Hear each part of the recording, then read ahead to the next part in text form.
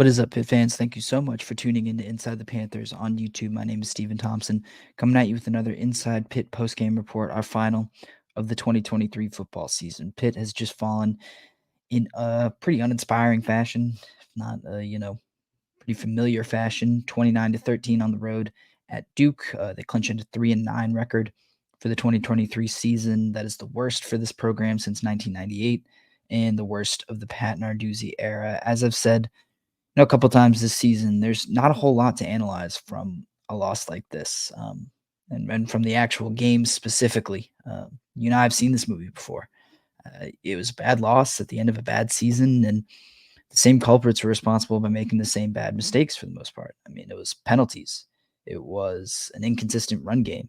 The defensive line didn't really make an impact, especially when a freshman quarterback dropped back to pass. Cornerbacks didn't really play up to their skill level or experience, even against some good receivers. There's bizarre play selection at times. There were critical drops from receivers, bad clock management and situational calls, like, accepting a penalty that, uh, you know, gave Duke another shot to get even closer into field goal range. I mean, this team is what it is at this point, or I guess you could say was what it was, but I mean, it's the same stuff over and over again. And Pat Narduzzi and Javon McIntyre and even Nate Yarnell addressed it a little bit in their post-game comments, but this is frustrating, not just for the team, but for everyone who watches them and coaches them. They make the same mistakes over and over again. This team was the essence of we are who we are, and a little bit of a reflection of their leadership in that sense. They just kind of do what they do. They don't adjust very well. They don't make changes on the fly very well. For as much as Pat Narduzzi's teams have gotten better over the courses of the year, they didn't do it this year.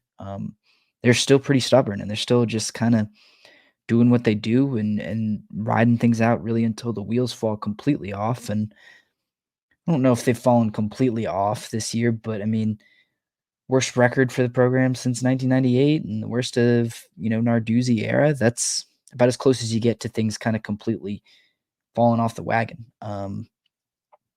I can't say that they weren't willing to make changes, especially on offense. I mean, they introduced Kenny Johnson to the lineup. They added B.J. Williams and Jason Collier. They benched Blake Zubovic. They went through three different starting quarterbacks. They tried just about every running back that they have on the depth chart.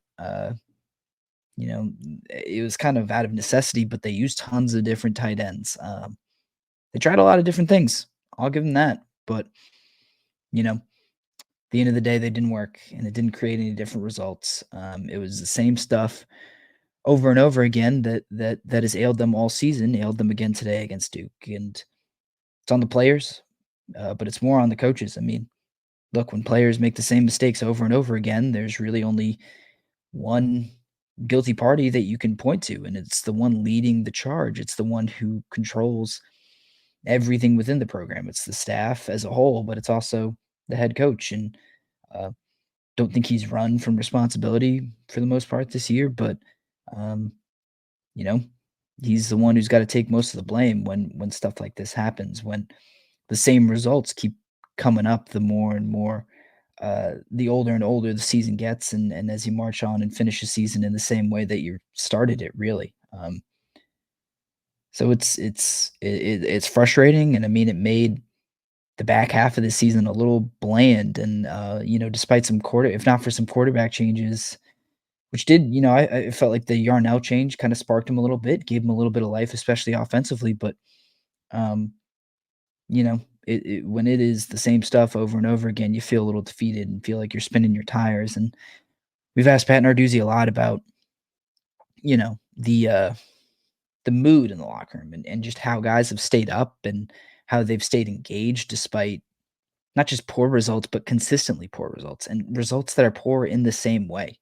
And he's just, he's not able to say much, not able to give us a ton of answers, just that they keep working, that these guys have good attitudes. But um, it is undeniably frustrating when stuff like that keeps happening. And um, for as much as Narduzzi's consistency has been a bright spot for him this year, I feel like it's been detractor, not one of his biggest strengths that this team has just kind of been themselves the whole way through. Um, that said, like I said, I feel like they have something at quarterback. If we're looking at positives, I mean, Yarnell's got to be the guy going into 2024. Pat Narduzzi said this is a guy they believe in, a guy that can win games for them, and a guy that they, you know, probably won't hand the starting quarterback job to. He's got to compete and earn it, especially given that Christian Vayer's shown some flashes as well. Who knows? Maybe they look into the transfer portal again, but they're really happy with him, and they believe that he's a guy that they can win football games with. It's hard to argue with the results. I mean, the eye test and the numbers really all kind of tell you what you need to know. I mean, Yarnell's the only Pitt quarterback this year uh, to complete more than 51% of his passes and have a positive touchdown to interception ratio. I believe he's only thrown one pick this year. It was today against Duke, and I mean, even that one, Kenny Johnson gets picked off by a referee.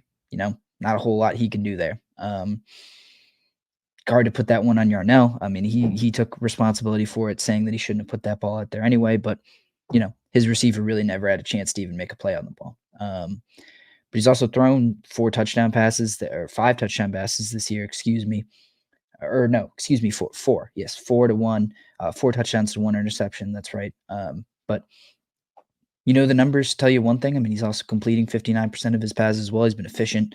But I think the eye test also told you about how smart and effective he was.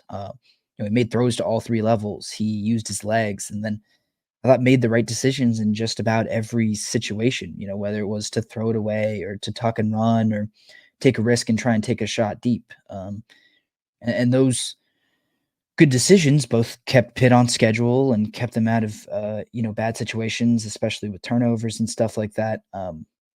And then, it shows up when he leads. This season he's led the 3 longest touchdown drives of the season for this offense. I mean, he's put together, some limited film, but it's been good, and there are good results there, and there's stuff to grab onto. So, I expect it to be a open competition. However open you want to, Narduzzi kind of chooses to let it be. But I think it's one that Nate Yarnell is going to come out on the other side of as a winner of in 2024, and expect him to be the starter next year when they open the 2024 season in September. It's just interesting that we might this guy has been on the roster ever since Kenny Pickett left, but it took him 2 years to kind of become the next homegrown guy. Pitt's next homegrown starter. They've gone through, I guess you could call it 3 transfer quarterbacks now, to no avail. And they've the guy who seems like he's the best answer so far has been the one that they had already in stock. The guy who was homegrown, the guy that they were maybe waiting to develop, might have been ready a lot sooner than they really expected, anticipated, or were ready to admit. So Yarnell at least has the inside track on a starting job, if not, has already won it. So I think you feel comfortable with that at least set. I mean, at the worst, I think you're losing just one starting receiver, and even then, you've got 3 coming back. That's Reynolds, Kenny Johnson, and Kanate Mumfield. But I think Bub Means is the only one who's really a threat to leave this offseason. And he would be a draft guy, but I think also has a chance to use one last year of eligibility, which is encouraging. I mean, Rodney Hammond can come back if he chooses to. Derek Davis, you might need a little bit of help at running back, but the offensive 4 to 5 starting offensive linemen are going to be back next year or are eligible to come back next year. So I think you can really be hopeful about the state of the offense as a whole, as long as the right guys leading the way, and that's a decision that Pitt has to make. And that kind of brings me to my next and final point is that we're left with a lot more questions than answers at the end of this season. And we won't really, as the final buzzer sounds on that Duke loss, we're thinking more about we still have to see, how many guys enter the transfer portal, how many guys leave for the NFL, try to leave for the NFL. I don't think it'll be that many, but what does the roster turnover look like? Who comes in through the transfer portal? How many coaches are retained and which ones? Frank Signetti obviously seems like an easy layup to can and get rid of and move on from, but who's to say Dave Worley keeps his job? Who's to say that Andre Powell keeps his job, even as special teams coordinator, even if he stays the running backs coach?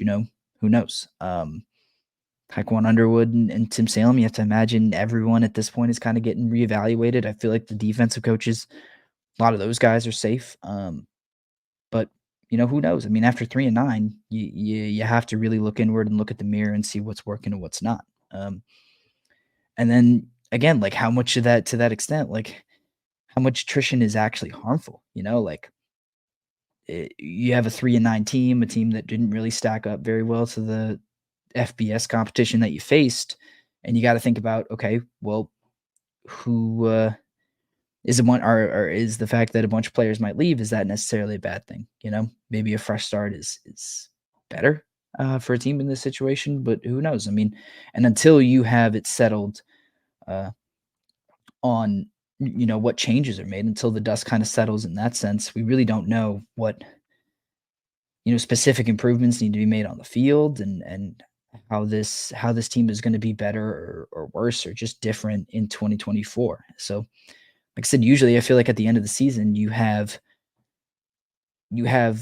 more certainty about what this team is and what it can be or what it's going to be like moving forward. And right now, Pitt is facing tons of questions over the next few weeks as the transfer portal opens up, as evaluations of the coaching staff are made, and they kind of officially close the book on 2023 and look forward to what they can do in 2024. Um, these are uncharted waters for the Panthers. Like I said, this is 3-9 is a record that they really haven't had to deal with at all this century. Over the past, I guess it's 25 years thereabout, if my math is right, and certainly never under the Pat Narduzzi during the Pat Narduzzi era. So uncharted waters, but I'm happy to sail them with you into the winter and through the spring. The Panthers look to figure out what they need to fix and improve on going into the 2024 season. With that, I kind of close the book on the 2024 season. We'll still report on everything that the remainder of this week or moving forward, and what kind of changes will come. Uh, we'll be here to cover all those for you at Inside the Panthers. So make sure you like this video, subscribe to us on YouTube. That's youtube.com/at Inside the Panthers for all your football and some basketball needs as that season gets heated up and gets underway. And then find reporting on all those things at InsideThePanthers.com as well. Appreciate you all tuning into a season of post-game reports and sticking with me through the winter and basketball season. Got plenty of more content coming for you guys, and I will talk to you all next time I have some of that ready for you. All right. Enjoy the rest of your holiday weekend, and I'll talk to you later.